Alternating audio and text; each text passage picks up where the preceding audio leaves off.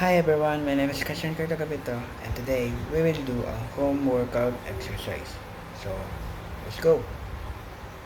Hi everyone, the first exercise we will do is wall push-up. So, let's go! Ang gagawin is the 2 step away from the wall. And push up na kayo. Yun lang, ganun lang madali. So, let's go! 1, 2, 4,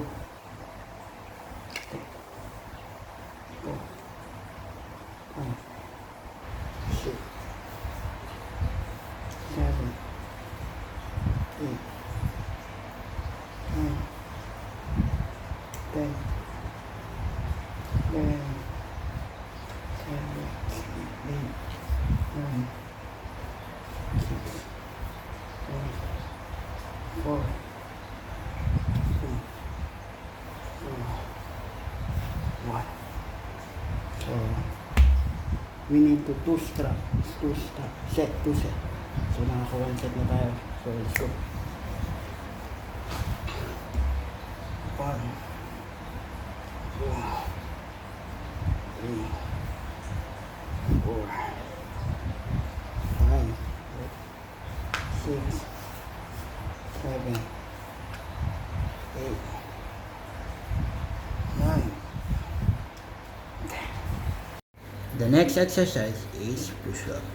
The first involved here is friction and applied force. So let's go. 2 set ulit. 1, 2, 3, 4, 5, 6, 7, 8, 9. Ano muna.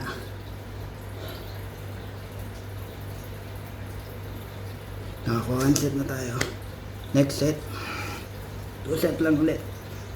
1, 2, 3, 4, 5, 6, 6. Okay. Go.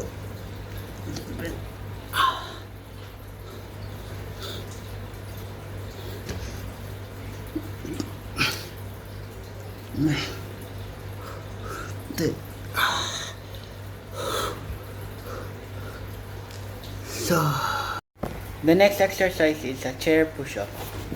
So, this is my chair. So, ito lang yan. Ganyan mo. Tapos, para kang nakita. Pero dito ka sa chair mapupush up. Ganyan. So, hindi ko napapakita yung full body ko kasi hindi ko alam kung saan pupunta. Hindi ko alam paano. So, let's go. 2 step ulit.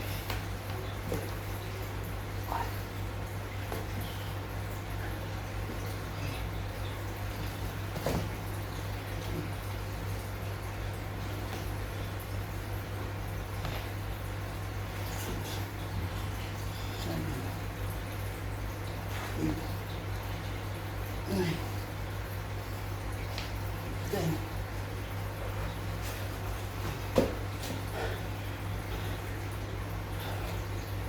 Set 1. So, set 2 na.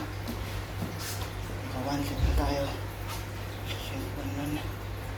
Set 2.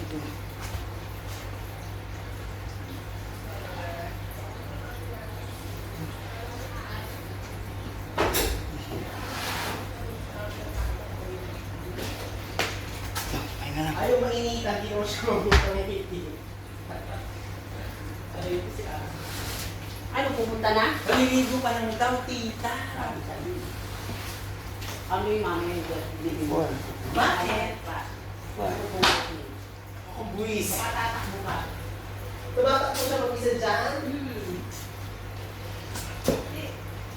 Hindi siya nag-iinitan.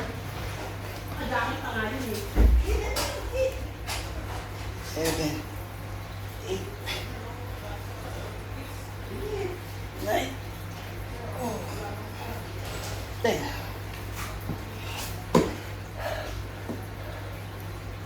So, 10. This chair push-up involve friction and applied force. So, the fourth exercise is the knee push-up. So, ganito lang siya. The friction that the force that involved is applied force and friction. So, go. Like ganito lang, parang push-up lang, pero yung knee na ganito na. Tapos nakataas siya. So, let's go. Two set again. 1, 2, 3.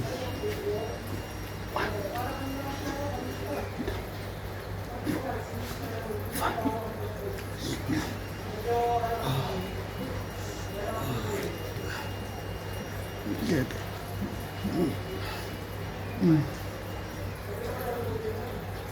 Then, so, 1 set again. 2 set ulit.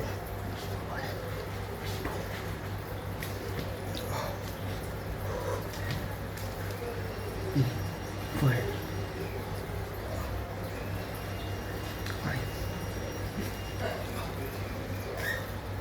6, 7, 8, 9. Wait lang. May lang saglit.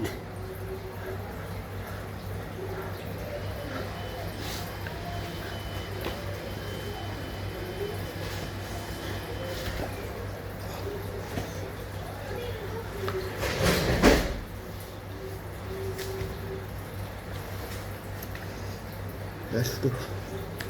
9.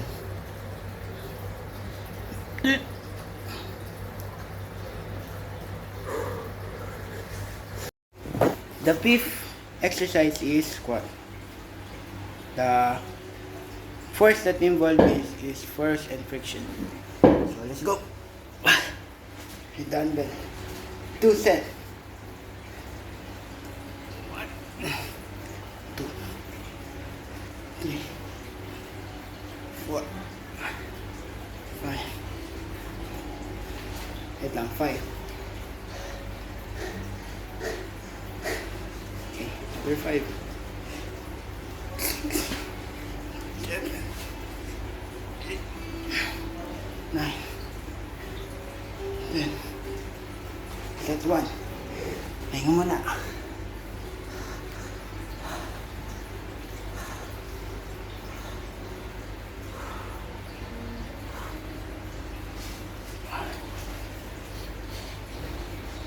Another 1 set.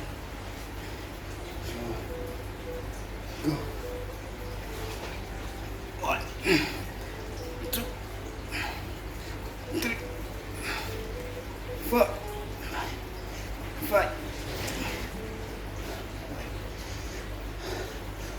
5 left.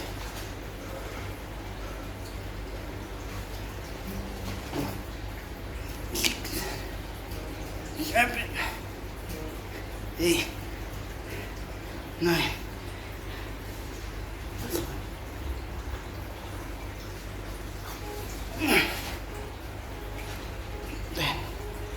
The sixth exercise is a bicep curl. So, dumbbell.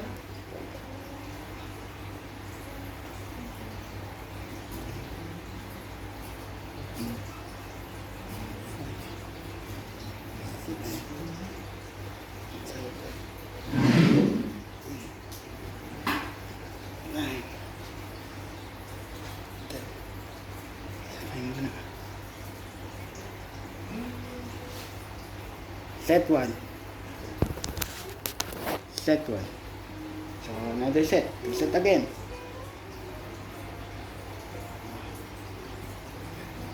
2, 3, 4, 5, 6,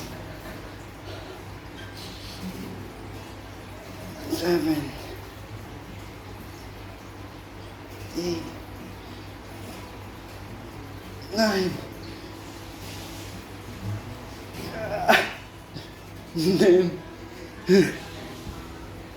So, the false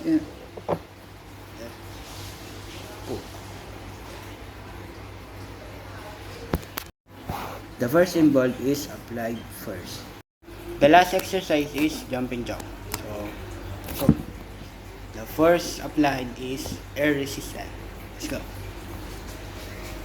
And two set again.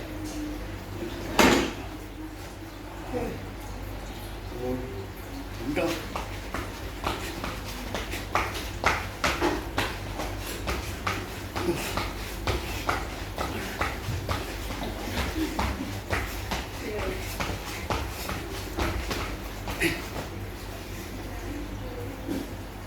Another set.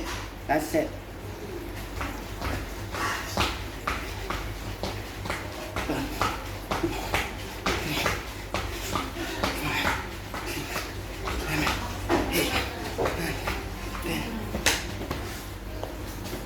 Yo guys, so tapos na tayo sa pag-exercise. So magpo-proceed na tayo sa reflection. Nasulat ko na pala yung reflection ko dito. Pagkatapos ko para hindi na ako gulo-gulo. So, let's go. First question, how did you feel performing your workout? I felt excited and strong while doing the exercise. It was fun to move my body and try new things. Number 2, what did you learn about contact force during this activity? I learned that my muscle create applied force when I push and or pull. I also saw how friction helped me to stay balanced and move safely. So number 3 question. What challenge did you encounter and how did you overcome them? Some move were hard at first, like the push-up. Yeah, marami akong push-up ginawa pero yung normal push-up mahirap talaga. But I kept trying and trying. And I didn't give up at first kasi alam ko kaya ko naman. But mahirap siya. Sumakit nga po yung kamay ko. So,